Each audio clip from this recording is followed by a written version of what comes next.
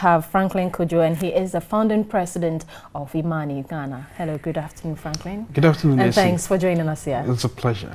You have been listening to the minister. You were making some gestures. Well, I wasn't really gesticulating. I was just trying to understand what my good friend Honorable Spear was trying to say. Look, in one breath, you can't begrudge a government that wants to indeed help. And I think that is the thrust of this whole idea of bringing Komenda back to life. Mm-hmm. Don't forget that this has been on the table since the 70s. In fact, the World Bank had done some credible work on that sugar factory and had said that for the factory to run up to, to become alive, you need not less than, run on full capacity. You need not less than 90 million US dollars. Now, this is a study that has been conducted and the experts agree. Now, you can also understand that, well, you want to start it in a piecemeal fashion. You know, my only worry with this rather, if you like, a bit of disappointment after 10 days of operation, and then the notice that was sent out that the factory was due for some, I don't know, whether some works or something, was that it doesn't help the cause of trying to communicate to people that you're actually ready to actually get the plant up to scratch. And so that is one major communication flaw the government should have taken notice of and watched. Because since 2014, when this matter came up, some of us, we are not necessarily interested in saying that sugar factory should not come to life. Not at all. What we are saying is that there are some risk factors. Risk factors right from the source of funding. At the time in 2014, the figure that was being bandied about was $36 million. Now we are told it's $24 million. So you see, we are even reducing the expectations as we go along. So we are saying that experts have agreed. Well, the World Bank leading experts have agreed that the minimum you need is 90 million so that you don't get into the kinds of problems that hit the factory 10 days just into operation.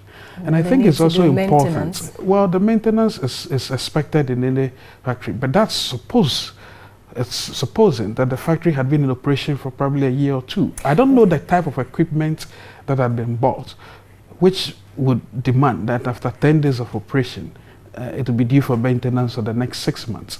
But having said that, let me just state that, look, it is entirely possible that the government would resort to importing raw sugar for it to be refined.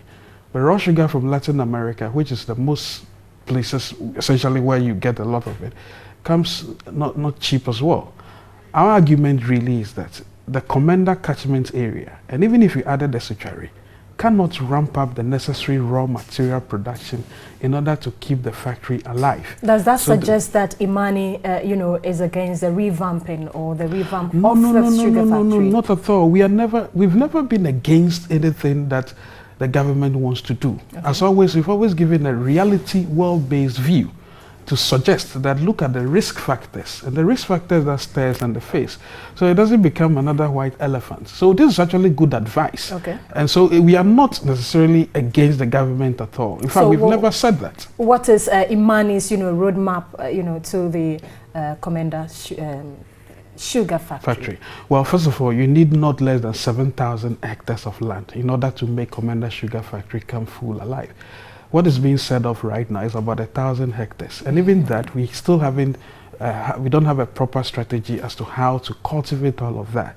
But let's just say that 7,000 is the full scale, hectare, with like land that you need in order to make this come up. And it's also important that we also look at the cost. Let me just say one thing finally. We are not against the government trying to set up factories. In fact, the literature all over the world with government setting up factories is that along the way, it doesn't really get the necessary productivity. And so because of that, right from Nkrumah days, almost these factories run down. The question is, what should be the proper role of government? Shouldn't the proper role of government be to enable private sector players to actually invest into it? Isn't it surprising that since the 70s, when studies were conducted, no private sector investor was interested up until now that the government says, well, they'll do it through a PPP approach. Maybe government also needs to look at the areas of Brown Hafo, getting to the northern parts of Ghana, which are actually rich for for sugar cane. And it's important that we look at all these aspects before we start on something mammoth as this. But we can't begrudge the government at all. We are only saying that there are risk factors. Just as we advise on the CDB loan, we advise on the XTS. We don't do these things because we don't like the country. I mean, we get disappointed that we have to be vindicated all the time because somehow, sitting in our bedrooms, we managed to do proper analysis than most of the people who were rather gung-ho on the project. And that is a waste of our time and money. So we believe strongly that President Mahama does mean well, but in actual fact, we are saying that the kinds of disappointments... All other factors should be because, I mean, if I'm president, I would not be happy that after commissioning a project, some engineers come and tell me that a week after it's shut down for maintenance. What does it say about planning? It's not the best. Well, so would you say that necessarily, raw materials should be, we should get it around where the factories are sited? So, for example, the sugar cane, should we get the sugar cane around or in that particular region, or we could source it somewhere else? Well, locational economics demands that maybe the raw material could be closer. The fact of the matter is that in this day and age, well, in this day and age, in the case of Komenda, the raw materials do not necessarily need to be closer. As I've indicated earlier, in the Brown Hafo region area, I've met some significant billionaires who actually wanted to come and invest in sugar in this country, and they were looking towards the Brown Hafo area. But they said Komenda for them is a no-brainer. That's what they said. I mean, I'd rather listen to them than listen to some politician who wants to make us happy. In any case, look, the fact that we import sugar at $200 million doesn't make it prudent to go on a whim and then launch something which will become a disappointment along the line. Look, trade is trade. There's no zero-sum, trade is not a zero-sum game. The people who import also pay taxes. In fact, they employ people, if that's the argument. So if the argument is that we import too much sugar, and so we need to have substitutes, well, that's what led us to the states we had, I mean, the state in which Nkrumah left us.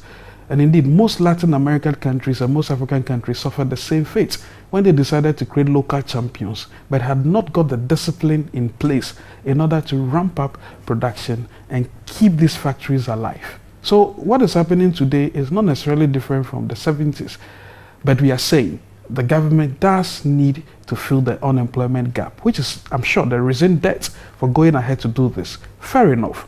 We cannot begrudge the government, and we don't want to do so. We are only saying that be careful. These are the risk factors. You need to plug these loopholes and then get on with it. That's all.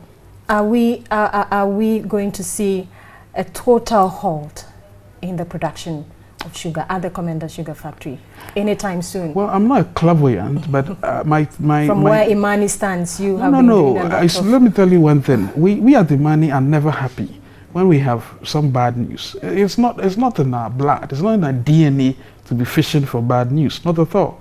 We're actually in the business of predicting. And all serious analysts around the world do predictions based on what they see.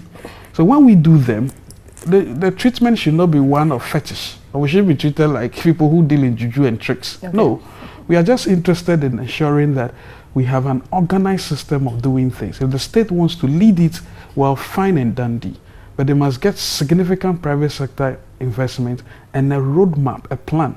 Nobody seems to know what the plan is. Have you put forward your roadmap to the ministry? We have several. This is not the first time. Or it may be helpful. No. Actually, this is not the first time. In fact, this afternoon we are going to restate the same case. And I'm sure maybe Ghanaians think that when you say these are risk factors, it's different from saying these are the solutions. Okay. So we'll try and change them, the same narrative, and say, well, the roadmap, by the way, it doesn't need to be IMANI's roadmap. We are only being guided by evidence and research. And that's our view. If somebody else thinks otherwise, well, that's the way it should go. But we are just saying that given the history of this country, we don't have time to waste again. Okay. So let's take all the risk factors into consideration. And we are not interested in thinking or tinkering what local politicians do. In natural fact, we've stopped. This is of international business people. So what happens here locally and the politics and the noise usually distract us. Okay. So, I mean, I'm happy to be here on a Sunday, but I'd rather be writing an op-ed for The Economist. It's all good. Yeah. Thanks so much for joining us here.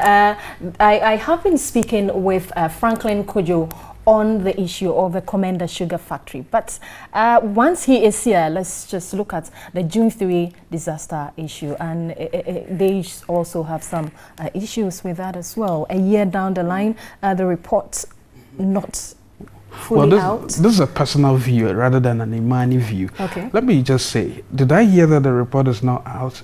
Didn't we also have a fire report that was not out? And we're told by some fire authorities that the report will be given to the victims of the fire. Well, if the victims are ghosts, do they still need the report? As it were, I mean, the ghost of the June 3rd, and may their souls rest in peace, they don't need those reports. It is us who need the report. But beyond the report and asking for the report, I think we need to have a conversation about how the city is organized. Look, this whole idea of having one Captain Planet, the manner of a mayor, who goes around dealing with everybody in the city. No, I'm serious. I'm not being negative. I'm just saying that the nature of the Captain Planet. The Captain Planet. No. Let me explain. It's just like our constitution. It gives so much power to the presidency, so it makes the president look like able to do everything. It's the same thing. If you have a mayoral decision making, a constitutional decision that makes a mayor to be appointed, sometimes the transparency and indeed the responsibility towards the citizens is not forthcoming. Let me tell you one thing. I think this mayor started out very well. And indeed, he started out very well. But I think it's about time we not only elect mayors, but those elected mayors must have a plan for the city, which includes involving the private sector as well in order to quantify the value of the city and see how they can significantly influence.